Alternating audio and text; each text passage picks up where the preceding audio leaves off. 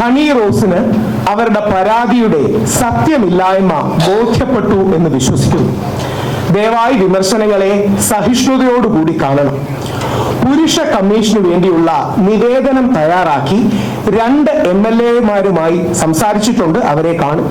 നിയമസഭയിൽ പ്രൈവറ്റ് ബില്ലായി പുരുഷ കമ്മീഷന് വേണ്ടിയുള്ള കാര്യം കൊണ്ടുവരുമെന്ന് MLA എൽദോസിൽ നിന്ന് ഉറപ്പ് ലഭിച്ചിട്ടുണ്ട്. ഹണി റോസിന്റെ പരാതിയിൽ പല രീതിയിലുള്ള വാർത്തകളാണ് ഞാൻ മാധ്യമങ്ങളിൽ കണ്ടത്. എനിക്ക് വലിയ കൗതുകവും തോന്നി. ഹണി റോസിന്റെ പരാതിയിൽ കേസ് എടുക്കാൻ വകുപ്പില്ല, ഇപ്പോൾ എടുക്കുന്നില്ല, കോടതി വഴി പോകണം, അന്വേഷിച്ചുകൊണ്ടിരിക്കുകയാണ്, നിയമ ഉപദേശം ലഭിച്ചുകൊണ്ടിരിക്കുകയാണ് തുടങ്ങിയ വ്യത്യസ്ത രീതിയിൽ വാർത്തകൾ. നമ്മുടെ ഏറ്റവും പ്രമുഖ 1-2 ചാനലുകളിൽ ഞാൻ രാവിലെ വന്നപ്പോൾ ഒരു വാർത്ത കേട്ടത് രാഹുൽ ഈശ്വറിന് താൽക്കാലിക ആശ്വാസം എന്നൊക്കെയാണ്. ഞാൻ മനസ്സിലാക്കിയ എവിടെന്നെങ്കിലും കടം എടുത്തിട്ടുണ്ടോ ഈ താൽക്കാലിക ആശ്വാസം കിട്ടാൻ? അപ്പോ ഇപ്പം പോലും, അതായത് ഇത് തിരിച്ച് എനിക്കാണ് ലഭിച്ചിരുന്നെങ്കിൽ നിങ്ങൾ ഒന്ന് ആലോചിച്ചാൽ മതി. ഞാൻ ബഹുമാനപ്പെട്ട ഹൈക്കോടതിയെ സമീപിച്ചു. പോലീസുകാർ FIR ഇട്ടില്ല എന്ന് ഹൈക്കോടതിയിൽ പറഞ്ഞതുകൊണ്ട് ഹൈക്കോടതി എനിക്ക് നോട്ട് അറസ്റ്റ് തന്നില്ല. അന്ന് എല്ലാ മാധ്യമങ്ങളും കൊടുത്തത് രാഹുൽ ഈശ്വറിന് തിരിച്ചടി എന്നാണ്. എന്നാൽ ഇന്ന് ഒരു മാധ്യമം ഒഴിച്ച് വേറെ ഒരു മാധ്യമങ്ങളും ഹണി റോസിന് തിരിച്ചടി എന്നൊരു വാർത്ത കൊടുത്ത് കണ്ടില്ല. അതെന്താ അങ്ങനെയെന്ന് എനിക്കറിയില്ല. അതായത് രാഹുൽ ഈശ്വറിന് എതിരെ പോലീസ് FIR ഇടാത്തത് കൊണ്ട് നോട്ട് അറസ്റ്റ് തരുന്നില്ല എന്ന് ഹൈക്കോടതി പറഞ്ഞപ്പോൾ രാഹുൽ ഈശ്വറിന് വലിയ തിരിച്ചടി എന്ന രീതിയിലാണ് നമ്മുടെ എല്ലാ മാധ്യമങ്ങളും 90% മാധ്യമങ്ങളും വാർത്ത കൊടുത്തത്. അങ്ങനെയാണെങ്കിൽ ഇന്ന് ഹണി റോസിന് തിരിച്ചടി എന്നല്ലേ വാർത്ത കൊടുക്കേണ്ടത്? അങ്ങനെ മാധ്യമങ്ങൾ കൊടുക്കില്ല എന്ന് എനിക്കറിയാം, പ്രശ്നമൊന്നുമില്ല എനിക്ക്. പക്ഷേ അങ്ങനെയുള്ള ചെറിയ ചെറിയ ജയങ്ങളെങ്കിലും കിട്ടിയതിന് നിങ്ങൾക്ക് എങ്ങനെ റിപ്പോർട്ട് ചെയ്യാനോ ഹണി റോസിന് തിരിച്ചടി എന്ന് ആൾക്കാർ പറയുകയോ ഇല്ല എന്ന് എനിക്കറിയാം. ചിലപ്പോഴെങ്കിലും നമ്മുടെ സ്ത്രീപക്ഷത്തിൽ നിൽക്കുന്ന ആൾക്കാരോട് ഹണി റോസിനോട് പെറ്റമ്മ നയവും രാഹുൽ ഈശ്വറിനോട് ചിറ്റമ്മ നയവുമാണ് പല ആൾക്കാർക്കും ഉള്ളത് എന്ന് എനിക്കും അറിയാം. പക്ഷെ അതുകൊണ്ട് ഒരു പരിഭവമൊന്നുമില്ല. അതൊരു സ്ത്രീപക്ഷ നിലപാട് ഉയർത്തിപ്പിടിക്കുന്നതിന്റെ ഭാഗമായിട്ടായിരിക്കും. പ്രിയപ്പെട്ട ഹണി റോസിനോട് സൂചിപ്പിക്കാനുള്ളത്, താങ്കളുടെ പരാതിയുടെ ഗൗരവവും അതിലെ സത്യമില്ലായ്മയും താങ്കൾക്ക് ബോധ്യപ്പെട്ടു എന്ന് വിശ്വസിക്കുന്നു. ദയവായി ഓർക്കുക, ഹണി റോസ് പറഞ്ഞത് ഞാൻ ഓർഗനൈസ്ഡ് ക്രൈമിന്റെ ഭാഗമാണെന്നാണ്. ആ വാക്കിന് വളരെ ഗൗരവമുള്ള ഒരു വാക്കാണ്. ഓർഗനൈസ്ഡ് ക്രൈമിന്റെ ഭാഗമാണ്. എന്നിട്ട് ഓർഗനൈസ്ഡ് ക്രൈമിന്റെ ഭാഗമായി ഹണി റോസിനെ ആത്മഹത്യയുടെ വക്കിലേക്ക് തെല്ലുവിടുന്നു എന്നാണ് അവരുടെ പരാതിയിൽ സൂചിപ്പിച്ചിരുന്നത്. എത്ര ഗൗരവമുള്ള വാക്കുകളാണ് അതെന്നും ഇപ്പോൾ പോലീസിന്റെ ഭാഗത്തു നിന്നുള്ള താൽക്കാലികമായ ഒരു സമീപനമായിരിക്കാം. എനിക്കത് കിട്ടിയതിൽ എനിക്കത് വലിയ ആശ്വാസമുണ്ട്. കാരണം ഇന്നലെ കൂടെ ബഹുമാനപ്പെട്ട യുവജന കമ്മീഷൻ എനിക്കെതിരെ കേസ് എടുത്തു എന്നാണ് മാധ്യമങ്ങളിൽ കണ്ട വാർത്ത. DGP-യോട് റിപ്പോർട്ട് ചോദിച്ചിട്ടുണ്ടെന്ന് പറയുന്നു. ശ്രീ ഷാജറിനെ പോലെ വളരെ എല്ലാവരും അറിയുന്ന ആദരിക്കുന്ന ഒരു യുവ നേതാവാണ് യുവജന കമ്മീഷൻ നയിക്കുന്നത്. സതീദേവി മാഡത്തെ പോലെ വളരെ മുതിർന്ന ഒരു രാഷ്ട്രീയ പ്രവർത്തക വനിതാ കമ്മീഷന്റെ ഭാഗത്തു നിന്ന് രാഹുൽ ഈശ്വറിന്റെ ഭാഗത്തു നിന്ന് തെറ്റുണ്ടെന്നും കേസെടുക്കണമെന്നും പറയും. പലപ്പോഴും യുവജന കമ്മീഷനൊക്കെ എനിക്ക് സംസാരിക്കാനും ചോദിക്കാനും ഉള്ളത് എന്റെ ഭാഗം കൂടെ കേൾക്കണ്ടേ? ദിശ എന്ന് പറയുന്ന ഒരു സംഘടന അവർക്ക് പരാതി നൽകി. എനിക്ക് പറയാനുള്ള കാര്യം കൂടി അവർക്ക് കേൾക്കാനുള്ള ഒരു കാര്യം വേണ്ടേ? ഞാൻ യുവജന കമ്മീഷനിൽ പ്രവർത്തിച്ചിട്ടുള്ള ഒരു വ്യക്തിയും കൂടെയാണ്. അതായത് കേരള സംസ്ഥാന യുവജന കമ്മീഷൻ ശ്രീ RV രാജേഷ് യുവജന കമ്മീഷന്റെ ചെയർമാനായിരിക്കുമ്പോൾ അതിന്റെ യൂത്ത് ഡിഫൻസ് ഫോഴ്സ് അതിനെ നയിച്ചിരുന്നത് ഞാനാണ്. എന്റെ പേര് പോലും ഇട്ടത് ഞാനാണ്. യൂത്ത് ഡിഫൻസ് ഫോഴ്സും ഇപ്പോഴും അതേ പേര് തന്നെയാണ് യുവജന കമ്മീഷൻ തുടങ്ങുന്നത്. അപ്പോ എന്റെ മറുപടി എന്താണ് എന്ന് കേൾക്കാനുള്ള ഒരു സൗമനസ്യവും സാവകാശവും പോലും എനിക്ക് കിട്ടിയില്ല എന്നുള്ള ഒരു വിഷമമുണ്ട്. പക്ഷെ ഹണി റോസിനോട് ഒരു കാര്യം കൂടി, കേരള സമൂഹത്തിൽ ദ്വയാർത്ഥ പ്രയോഗങ്ങൾ കുറയ്ക്കാനോ ഇല്ലാതാക്കാനോ ഉള്ള നീക്കങ്ങൾ ഹണിയുടെ ക്രെഡിറ്റ് തന്നെയാണ്. അതിന് ഹണിക്ക് ആദരവർപ്പിക്കുന്നു. പക്ഷെ നേരത്തെ ഉന്നയിച്ച വിമർശനങ്ങൾ അതേപോലെ നിലനിൽക്കുന്നു. ഹണി റോസിന്റെ ദ്വയാർത്ഥ പ്രയോഗങ്ങൾക്കെതിരെയുള്ള നിലപാട് എനിക്ക് തോന്നുന്നില്ല കേരളത്തിലെ ഒരാൾ പോലും എതിര് നിൽക്കുമെന്ന്. അത് തീർച്ചയായും ശരിയാണ് എന്ന കാര്യത്തിൽ ആർക്കും സംശയമില്ല. ശ്രീ ബോബി ചെമ്മണ്ണൂർ അടക്കമുള്ളവർ ദ്വയാർത്ഥ പ്രയോഗങ്ങളിൽ നിന്ന് പിൻവാങ്ങണം. ഹൈക്കോടതിയുടെ അടക്കം ശക്തമായ നിർദ്ദേശവും മറ്റുമുണ്ട്. ആ ബോച്ചെ എനിക്ക് ഇഷ്ടമാണ്. പക്ഷേ ദ്വയാർത്ഥ പ്രയോഗങ്ങൾ വേണ്ട എന്നുള്ള ഹണി റോസിന്റെ നിലപാടിനോടൊപ്പമാണ് എല്ലാവരും. പക്ഷെ 1-2 കാര്യങ്ങൾ പെട്ടെന്ന് സൂചിപ്പിക്കാൻ. ഭരണഘടനാ പദവികളായ വനിതാ കമ്മീഷനും യുവജന കമ്മീഷനും എന്നെ വേട്ടയാടാനും ഒരു അഭിപ്രായം പറഞ്ഞതിന്, നിലപാട് പറഞ്ഞതിന് ജയിലിൽ പിടിച്ചിടണം എന്ന് പറയുന്നത് അന്യായമാണെന്ന് എനിക്ക് തോന്നുന്നില്ലേ? അഭിപ്രായത്തെ അഭിപ്രായം കൊണ്ടല്ലേ നേരിടേണ്ടത്? നിലപാടിനെ നിലപാട് കൊണ്ടല്ലേ നേരിടേണ്ടത്? അങ്ങനെ അഭിപ്രായത്തെ അഭിപ്രായം കൊണ്ട് നേരിടുന്നതിന് പകരം ജയിലിൽ പിടിച്ചിടും എന്ന് ഭീഷണിപ്പെടുത്തുന്നത് ഒരു കമ്മീഷന്, വനിതാ കമ്മീഷനോ യുവജന കമ്മീഷനോ ചേർന്ന കമ്മീഷൻ എന്ന് പറഞ്ഞാൽ നിങ്ങൾ പലർക്കും അറിയാം കോടതിയാണ്. കമ്മീഷൻ എന്ന് പറഞ്ഞാൽ കോർട്ട് തന്നെയാണ്. ഒരു സിവിൽ കോടതിയുടെ അധികാരങ്ങളൊക്കെ ഉണ്ട്. അപ്പൊ ആ കമ്മീഷൻ അങ്ങനെ ജയിലിൽ പിടിച്ചിടുമെന്ന് ഞാൻ പറയുന്ന വാദം വാദങ്ങൾ പോലും കേൾക്കാതെ, എന്റെ മറുപടി പോലും കേൾക്കാതെ പറയുന്നത് വളരെ വേദനാജനകമാണ്. എനിക്ക് രണ്ടുപേരെയും കുറെയൊക്കെ വേദികളിലൊക്കെ പോയി അറിയാം. എനിക്ക് വളരെ ആദരണീയരായ വനിതാ കമ്മീഷനോടും യുവജന കമ്മീഷനോടും അഭ്യർത്ഥിക്കാനും പറയാനും ഉള്ളത് ഇത്ര മാത്രമാണ്. താങ്കൾ രണ്ടുപേരും രാഷ്ട്രീയ അധികാരവും അധികാര ശക്തിയും ഉള്ളവരാണ്, ഭരണഘടനാ പദവി ഉള്ളവരാണ്. എനിക്ക് പോകാൻ ഒരു കമ്മീഷൻ ഇല്ല എന്നുള്ളത് കൊണ്ടല്ലേ നിങ്ങൾ എന്നെ ടാർഗറ്റ് ചെയ്യുന്നത്?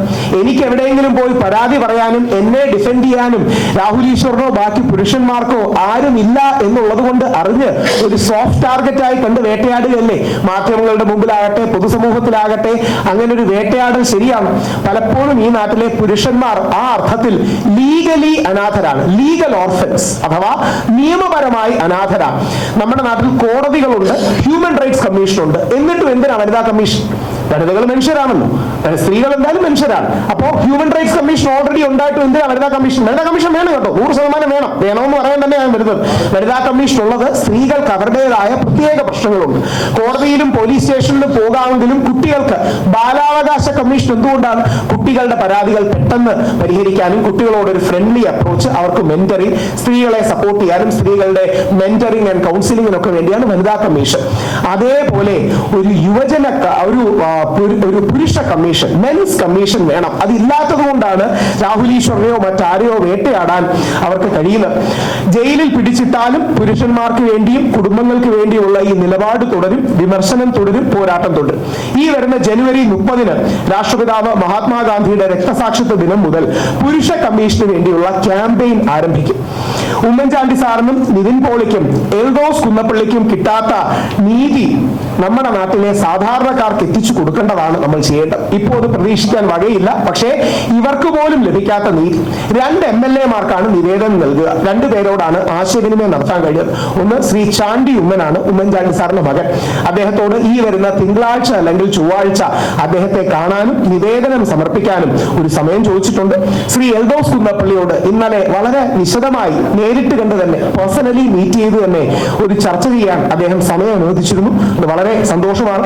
ശ്രീ എൽദോസ് കുന്നപ്പള്ളിയോട് ഇന്ന് രാവിലെയും ഇന്നലെയും സംസാരിക്കുകയും ഒരു പ്രൈവറ്റ് ബില്ലായി ആ നിവേദനം അല്ലെങ്കിൽ നമ്മൾ കൊടുക്കുന്ന കാര്യം അദ്ദേഹത്തിന്റെ ടീമിനോടും കൂടി സംസാരിച്ച് നിയമസഭയിൽ ഒരു പ്രൈവറ്റ് ബില്ലായി അവതരിപ്പിക്കാം എന്ന് അദ്ദേഹം ഉറപ്പ് നൽകിയിട്ടുണ്ട്. ഒരുപക്ഷെ എൽദോസ് കുന്നപ്പള്ളിക്ക് എങ്ങനെ ചെയ്യാൻ കഴിയുന്നതിന്റെ ഒരു നല്ല കാര്യം പലപ്പോഴും മാധ്യമങ്ങളുടെ പുച്ഛവും പരിഹാസവും മാധ്യമങ്ങളുടെ എന്താ പറയുക ദ്വയാർത്ഥ പ്രയോഗത്തിലുള്ള MLA-മാരെ കളിയാക്കലും ഒക്കെ കളഞ്ഞ് അങ്ങനെ ചെയ്യാൻ സാധിക്കുന്നത് അദ്ദേഹത്തിന്റെ ജീവിതത്തിനും അതേപോലെ വേട്ടയാടൽ ഉണ്ടായത് കൊണ്ടായിരിക്കാം. അതായത് ഈ വേദന പലപ്പോഴും നമുക്ക് മനസ്സിലാകുന്നത് തിയറി മനസ്സിലാവില്ല, നമുക്ക് നേരെ അങ്ങനെ വ്യാജ പരാതി വന്നാലേ മനസ്സിലാവും. നമ്മുടെ ശ്രീ TV രാജേഷ് കരഞ്ഞത് പലർക്കും ഓർമ്മ കാണും. എന്റെ വീട്ടിലും അച്ഛനുണ്ട്, അമ്മയുണ്ട്, ഭാര്യയുണ്ട്, കുടുംബം ഉണ്ടെന്ന് പറഞ്ഞ് അദ്ദേഹത്തിന് നേരെ വനിതാ വാച്ചാൻ വാർഡിനെ കയ്യേറ്റം ചെയ്തു എന്ന ആരോപണത്തിൽ നമ്മുടെ നിയമസഭാ മന്ദിരത്തിന് മുമ്പിൽ പൊട്ടിക്കരഞ്ഞത് നിങ്ങൾ പലർക്കും ഓർമ്മ കാണും. അപ്പം വെളിയിൽ നിന്നുള്ളവർക്ക് അതൊരു തമാശയായിട്ടേ തോന്നും, പക്ഷേ അത് അനുഭവിക്കുന്ന പുരുഷന്മാർക്ക് അതിന്റെ വേദന അറിയുള്ളൂ. അതുകൊണ്ട് ശ്രീ എൽദോസ് കുന്നപ്പള്ളി, ശ്രീ ചാണ്ടി ഉമ്മൻ എന്നിവർക്ക് നിവേദനം ഈ 2 ദിവസങ്ങൾക്കുള്ളിൽ കൊടുക്കും. ശ്രീ എൽദോസ് കുന്നപ്പള്ളി അതൊരു പ്രൈവറ്റ് ബില്ലായി ആ വിഷയം അവതരിപ്പിക്കാം എന്ന ഉറപ്പ് നൽകിയിട്ടുണ്ട്. ഈ 2 പേരും അവരുടെ കുടുംബങ്ങളും ഈ വേദന നേരിട്ട് അനുഭവിച്ചവരാണ്, ഈ വേട്ടയാടൽ നേരിട്ട് അനുഭവിച്ചവരാണ്. അവർ ഞങ്ങളുടെയും വേദന ഉൾക്കൊള്ളും എന്ന് വിശ്വസിക്കുന്നു. ഈ വരുന്ന ജനുവരി 21-നാണ് നിവേദനം നൽകുന്നത്. ഈ നിവേദനത്തിന്റെ മോഡൽ സുപ്രീം കോടതിയിൽ ഓൾറെഡി ഞങ്ങളുടെ ടീം പോയിരുന്നു. ഇതിന്റെ മുഴുവൻ ഈ പുരുഷ കമ്മീഷന് വേണ്ടിയുള്ള ശ്രമങ്ങളും സുപ്രീം കോടതി അത് അപ്രീഷിയേറ്റ് ചെയ്യില്ല എന്നുള്ള സത്യമാണ്. സുപ്രീം കോടതി അത് അനുവദിച്ചു തന്നില്ല എന്നുള്ള സത്യമാണ്. ലോകസഭയിലെ ഒരു MP മെൻസ് കമ്മീഷൻ വേണമെന്നുള്ള ഡിമാൻഡ് ലോകസഭയിലും റേസ് ചെയ്തിട്ടുണ്ട്. അതും വിജയിച്ചില്ല എന്നുള്ള സത്യമാണ്. പക്ഷേ പ്രൈവറ്റ് ബില്ലായിട്ട് വരുന്ന കാര്യങ്ങൾ ശ്രദ്ധിക്കപ്പെടുകയും സമൂഹത്തിൽ കൂടുതൽ സ്വീകാര്യത ലഭിക്കുകയും ചെയ്യുന്നതോടുകൂടി പുരുഷ കമ്മീഷനും പുരുഷന്മാർ നേരിടുന്ന വിവേചനത്തിനെതിരെയും കൂടി ഒരു പ്രതിരോധം തീർക്കാൻ നമ്മുടെ സമൂഹത്തിലെ കൂടുതൽ ആൾക്കാർ വരും. അങ്ങനെ നിയമം മൂലം വരുമ്പോൾ പ്രതിരോധിക്കാനും പുരുഷന്മാർക്ക് വേണ്ടിയും പറയാൻ ആൾക്കാരുണ്ട് എന്ന തിരിച്ചറിവുണ്ടാകും എന്നുള്ള ശുഭപ്രതീക്ഷയിലാണ് മുമ്പോട്ട് പോകുന്നത്. ഇനി എന്തിനാണ് പുരുഷ കമ്മീഷൻ? ഒരു വരി കൂടി പറഞ്ഞ് അവസാനിപ്പിക്കുക. അതായത് ഏകദേശം 2 മാസം മുമ്പ് ശ്രീ നിതിൻ പോളി DGPക്ക് പരാതി കൊടുത്തിരുന്നു. നിങ്ങളെല്ലാം ശ്രദ്ധിച്ചു കാണും. അദ്ദേഹത്തിനെതിരെ വ്യാജ പരാതി വരുന്നു, അദ്ദേഹത്തിനെതിരെ ഗൂഢാലോചനയുണ്ട്, അദ്ദേഹത്തിനെതിരെ ഫേക്ക് കംപ്ലൈന്റ് ആണ്. പോലീസുകാർ ശ്രീ നിതിൻ പോളിയെ ആദ്യം നിതിൻ പോളിക്കെതിരെ കംപ്ലൈന്റ് വന്നപ്പോൾ നിതിൻ പോളി ഒരു സ്ത്രീയെ പീഡിപ്പിച്ചു, റേപ്പ് ചെയ്തു, എന്നിട്ട് വലിയ കഥകളൊക്കെ ഉണ്ടാക്കി മൊബൈൽ ഫോണിൽ എടുത്തു എന്നൊക്കെ പറഞ്ഞു. അവസാനം നിതിൻ പോളി കേരളത്തിലായിരുന്നു. നടന്നു. ദുബായിൽ വെച്ച് നടന്നു എന്ന് പറയുന്ന സമയത്ത് നിവിൻ പോളി കേരളത്തിലായിരുന്നു. നമ്മുടെ ഏതെങ്കിലും മാധ്യമങ്ങൾ ചർച്ചയുടെ ഭാഗമായിട്ട് ചുമ്മാ ചോദിക്കുന്നതിന്റെ ഭാഗമായിട്ടെങ്കിലും നിവിൻ പോളിയുടെ പരാതിയിൽ ആ വ്യക്തിക്കെതിരെ FIR ഇട്ടോ എന്ന് ചോദിച്ചു. നിവിൻ പോളി പരാതി കൊടുത്തല്ലോ. നിവിൻ പോളി പരാതി കൊടുത്തു, DGPക്ക് തന്നെ പരാതി കൊടുത്തു. ആ പെൺകുട്ടിക്കെതിരെ എന്താ FIR ഇടാത്തത്? ആ പെൺകുട്ടിക്കെതിരെ എന്താ കംപ്ലൈന്റോ കാര്യങ്ങളോ വരാത്തത്? ഒരു മാധ്യമങ്ങളും ചോദിക്കാത്തത് എന്താ? ഇപ്പോഴും രസം എന്താ അറിയാമോ? നിവിൻ പോളിക്ക് മാത്രമേ ക്ലീൻ ചിറ്റ് കിട്ടിയിട്ടുള്ളൂ. ഇവർ കൊടുത്ത ബാക്കി 7 പേര് കഷ്ടകാലത്തിന് അവർ ആ സമയത്ത് ദുബായിലായിരുന്നു. അതുകൊണ്ട് അവർ ഇപ്പോഴും അന്വേഷണത്തിന്റെ പരിധിയില്ല. ഈ അന്വേഷണം ഒരിക്കലും തീരില്ല, അന്വേഷിച്ചുകൊണ്ടേ ഇരിക്കുക. നിങ്ങൾ അറിയണം, എൽദോസ് കുന്നപ്പള്ളിയുടെ കാര്യത്തിൽ ഹൈക്കോടതി പറഞ്ഞ വാക്കുകൾ, രാഹുൽ ഈശ്വർ അല്ല, ജഡ്ജി കൗസർ എടപ്പകത്തിന്റെ എക്സാക്ട് വാക്കുകളാണ് പറയുന്നത്. എൽദോസിനെതിരെ പരാതി കൊടുത്ത സ്ത്രീ 49 കേസുകളിൽ പ്രതിയാണ്. എൽദോസ് കുന്നപ്പള്ളി എന്ന MLA-ക്കെതിരെ വ്യാജ പരാതി കൊടുത്ത ഈ സ്ത്രീ 49 കേസുകളിൽ പ്രതിയാണ്. ഇവർ എൽദോസിനോട് 1 കോടി രൂപയാണ് ചോദിച്ചത്. അങ്ങനെ എൽദോസിന്റെ കാശ് എങ്ങനെയെങ്കിലും എടുക്കാൻ വേണ്ടിയുള്ള ശ്രമമായിരുന്നു. 49 കേസുകളിൽ പ്രതിയായ ഒരു വ്യക്തി. പക്ഷെ ഏതെങ്കിലും മീഡിയക്കാരോ ഏതെങ്കിലും സമൂഹത്തിലോ അതുകൊണ്ടോ എൽദോസിന് ഡിസിപ്ലിനറി ആക്ഷൻ നേരിടേണ്ടി വന്നു. കുറച്ചു കാലം അവരുടെ പാർട്ടി നടക്കോളം മാറി നിന്നു. ഇതിനൊരു അവസാനം വേണ്ടേ? നാളെ ആർക്കെതിരെ വന്നൂടെ? നിങ്ങൾക്കെതിരെ, എനിക്കെതിരെ വന്നൂടെ? നമ്മുടെ കരിയർ, നമ്മുടെ ജോലി, നമ്മുടെ കാര്യങ്ങൾ എല്ലാം പോവല്ലോ. ഞാൻ ഇനി പേരെടുത്ത് പറഞ്ഞു, ഞാനത് കൊടുക്കണമെന്നല്ല, നിങ്ങൾ മാധ്യമപ്രവർത്തകർ അറിഞ്ഞിരിക്കാനാണ്. സമാനമായൊരു പരാതിയല്ലേ? അതായത് നട്ടുച്ചയ്ക്ക് എല്ലാവരുടെയും മുമ്പിൽ വെച്ച് ഇതേപോലെ ക്യാമറകൾ ഇരിക്കുമ്പോൾ വളരെ ലൈറ്റ് ഹാർട്ടഡ് ആയിട്ട് ഒരു പ്രത്യേക ചാനലിന്റെ മേധാവിയായി നിൽക്കുന്ന വ്യക്തി വേറൊരാളോട് ഒരു തമാശ പറയുകയുണ്ടായി. പുള്ളിയാണ് അതിന്റെ 1-ാം പ്രതി. അതായത് നേരിട്ട് പേര് കൂടെ പറഞ്ഞ പേര് നിങ്ങൾ കൊടുക്കണ്ട, നിങ്ങൾക്ക് അറിയാവുന്നുണ്ട്. ഡോക്ടർ അരുൺ, അതായത് ഷാബാസിനോട് ഇന്നലെ നടന്ന ഒപ്പരയുടെ കാര്യമായി ഒരു തമാശ സാധനം പറഞ്ഞതിന് പുള്ളി അതിനെ 1-ാം പ്രതിയായി പോക്സോ കേസ് വരികയാണ്. ഇതിനൊരു അവസാനമില്ല. അതായത് എത്ര എളുപ്പമാണ്. ആണുങ്ങളെ കൊടുക്കാൻ യാതൊരു മടിയില്ല. കൊടുത്തത് ആരാണ്? ആ പെൺകുട്ടിക്ക് പരാതിയില്ല, പെൺകുട്ടിയുടെ അച്ഛന് പരാതിയില്ല, പെൺകുട്ടിയുടെ അമ്മയ്ക്ക് പരാതിയില്ല, പെൺകുട്ടിയുടെ വീട്ടുകാർക്ക് പരാതിയില്ല, നാട്ടിൽ കിടക്കുന്ന വേറെ ഏതോ സ്ഥലത്തുള്ളവനാണ് പരാതി. ഇതാണ് ഈ നാടിന്റെ അവസ്ഥ. ആണിനെ പെട്ടെന്ന് ടാർഗറ്റ് ചെയ്യാൻ കൊടുക്കാം. ഇനി കുടിക്കാനും എന്ത് പറ്റും? അവസാനം അവൻ എന്തെങ്കിലും അനുകൂലമായ സമീപനം കോടതിയുടെ ഭാഗത്തു നിന്ന് വന്ന വാർത്ത പോലും കൊടുക്കില്ല. ലീഗൽ പോയിന്റ് കൂടെ പറഞ്ഞ് അവസാനിപ്പിക്കാം. ദൈവത്തെ ഓർത്ത് മനസ്സിലാക്കുക, പരാതി കൊടുക്കുന്ന എല്ലാവരും അതിജീവിതകളല്ല. പരാതി കൊടുക്കുന്ന എല്ലാവരും അപ്പം തന്നെ അതിജീവിതയായോ? പരാതി കൊടുത്തു കഴിഞ്ഞാൽ ഒരു പുരുഷൻ വേട്ടക്കാരനായോ? പരാതി കൊടുക്കുന്നവരെല്ലാം കംപ്ലൈന്റന്റ് ആണ്, പരാതിക്കാരാണ്. മറുഭാഗത്ത് നിൽക്കുന്നവർ അക്യൂസ്ഡ് ആണ്, ആരോപിതരാണ്. ഇത്ര മാത്രമേ ഉള്ളൂ. പക്ഷെ ഓൾറെഡി അവരെ വേട്ടക്കാരും അല്ലെങ്കിൽ ഓൾറെഡി അവരെ അതിജീവിതയും വേട്ടക്കാരും ആക്കുമ്പോൾ ആ പുരുഷന്മാരുടെ ജീവിതം കൂടിയാണ് ഇല്ലാതാകുന്നത്. ഈ തിരിച്ചറിവ് നമുക്ക് വേണം. അതുകൊണ്ടുകൂടിയാണ് ഹൈക്കോടതി ആദ്യമായി ഇന്ത്യയുടെ നീതിന്യായ ചരിത്രത്തിൽ 75 വർഷങ്ങളുടെ നമ്മുടെ നീതിന്യായ ചരിത്രത്തിൽ കേരള ഹൈക്കോടതി 1.5 മാസം മുമ്പാണ് ആദ്യമായിട്ടൊരു വിധിന്യായത്തിൽ എഴുതി വെക്കുന്നത്. ചുമ്മാ ഒബിറ്റർ ഡിക്റ്റ അല്ല, പറഞ്ഞു പോണതല്ല, വിധിന്യായത്തിൽ എഴുതി വെച്ചിരിക്കുകയാണ് ഈ അക്യൂസ്ഡ് ആയ പുരുഷന്മാർക്കും റൈറ്റ്സ് ഉണ്ട്, പ്രിവസിക്ക്. അക്യൂസ്ഡ് ആയ പുരുഷന്മാർക്കും, രാഹുൽ ഈശ്വറിന്റെ വാക്കുകളല്ല, ബഹുമാനപ്പെട്ട ഹൈക്കോടതിയുടെ വാക്കുകളാണ്.